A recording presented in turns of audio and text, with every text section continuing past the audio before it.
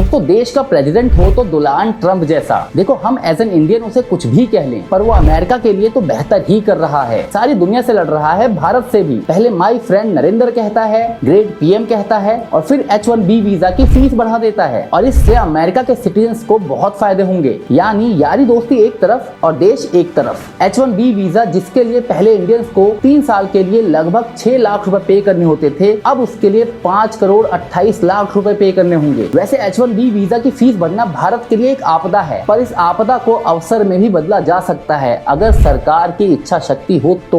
वो लोग जो IIT IIM भारत में करते हैं और सपना देखते हैं कि अमेरिका में सेटल होना है, अब उनको अपना टैलेंट भारत में ही दिखाना होगा। भारत को ऐसे ब्रेन्स मिलेंगे जिनका इस्तेमाल अब तक अमेरिका अपने देश को आगे बढ़ाने के लिए करता आया है, क्योंकि भारत अपने टैलेंटेड माइंड्स को अब तक बेटियां यानी पराया धन समझता आया है। मतलब पैदा किया, बड़ा किया, पढ़ाया लिखाया, टैलेंटेड बनाया और फिर अमेरिका जैसे देशों को सौंप दिया कि लो जी अब तो ये आपके घर की हुई। पर अब जब दहेज की डिमांड बढ़ गई है तो ये बेटियां ब्याह कर अमेरिका नहीं जा पाएंगी। पर क्या भारत तैयार है इन टैलेंटेड माइंड्स का सही इस्तेमाल करने के लिए? बेरोजगारी पहले से ही है और ईज ऑफ डूइंग बिजनेस में अभी भी भारत 63rd रैंक पर है, जबकि अमेरिका 6th रैंक पर। ब्लैक बक जैसा 1 बिलियन का स्टार्टअप बेंगलुरु से अपना ऑफिस बंद कर देता है। रीजन कि भाई सड़कों में इतने गड्ढे हैं कि ऑफिस जाने में लगभग 1.5 घंटा लग जाता है। हम देश की रफ्तार बढ़ाने की बात करते हैं, पर हमारा देश तो सड़कों पर रेंग रहा होता है। अगर हालात नहीं सुधरे, इन माइंड्स का सही इस्तेमाल देश ने नहीं किया, तो अमेरिका ने रास्ते बंद किए हैं, चाइना रास्ते खोल देगा, बाकी दुनिया रास्ते खोल देगी। आपको क्या लगता है, क्या मोदी गवर्नमेंट इस आपदा को अवसर में बदल पाएगी?